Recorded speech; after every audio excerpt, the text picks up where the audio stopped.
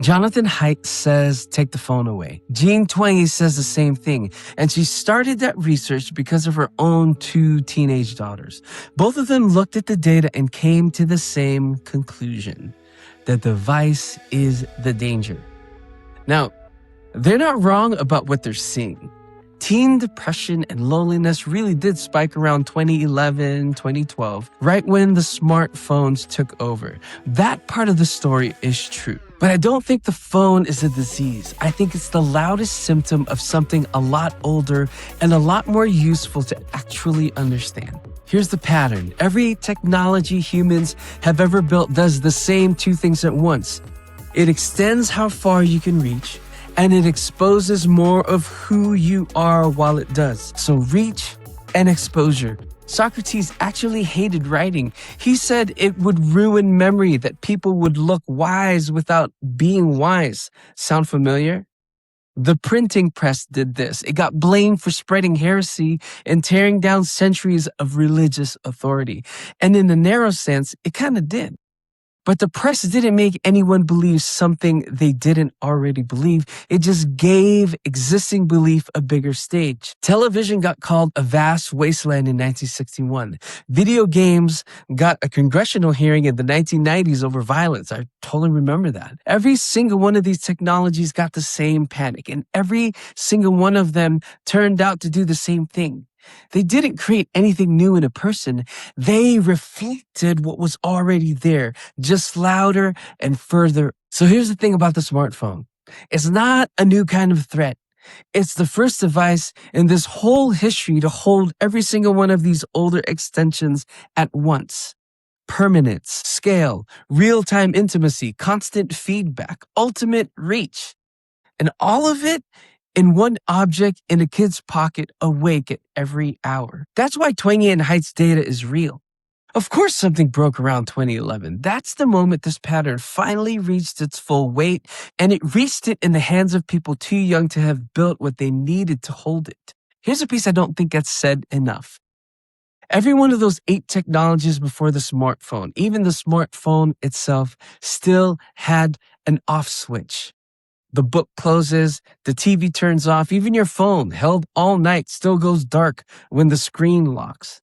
That off switch mattered more than anyone realized because it gave a person's identity a place to just stop reaching, to come back to itself. And that's a thing that's about to disappear. Every technology I just mentioned was a mirror. It took something already in you and handed it back at a bigger scale. A printed page doesn't know who's reading it. A feed doesn't know who's scrolling it. AI is not a mirror. AI can actually respond. If a teenager exploring who you are in front of a chat bot or an AI companion, you're not putting a thought out into the world and waiting for other people to react to it on their own time. You're getting an instant, personalized, endlessly patient response, tuned exactly to whatever you just said, from something that never gets tired, never has a bad day that makes it unavailable. That's a completely different kind of exposure than anything before. And here's the part that actually worries me more than the responsiveness. This is the first technology in the entire history I just walked you through that doesn't have an off switch. A companion app doesn't have a season where it just stops. It's available at 3 a.m. with the exact same energy as 3 p.m. And you can set it to do stuff even when you're not looking at it. I don't think that's a reason to panic. I think it's the actual question nobody's asking yet, because the data on it doesn't even exist. We're not looking at a 9th technology in a history that already finished. We're standing inside the one that just started. So if the phone isn't the disease, what do you actually do? Picture a tree. A tree's height was never the thing keeping it standing. Root depth relative to its height is what kept it standing. A tree that shoots up fast without growing roots to match doesn't become a strong tree. It becomes a taller, more exposed one, closer to the moment a normal storm takes it down. There's a real documented thing that happens to trees called thigmomorphogenesis. A tree that grows in constant wind actually develops a shorter trunk and a deeper root system because the stress of the wind is what triggers that growth. A tree grown in a greenhouse, sheltered from all of it, shoots up fast and grows weak. It looks fine right up until the day it meets real wind for the first time. That's identity formation. Real exploration, real pushback, real resistance survives. And that's the win. It's not the enemy. It's what teaches a person's roots where they need to go deep. And there's a third piece to this I've been adding because trees don't just grow through wind, they also go dormant. In dormancy, the canopy stops visibly growing, but the roots keep working underground and the tree spends the season turning what it already built into something durable. That's rest, not laziness, not falling behind.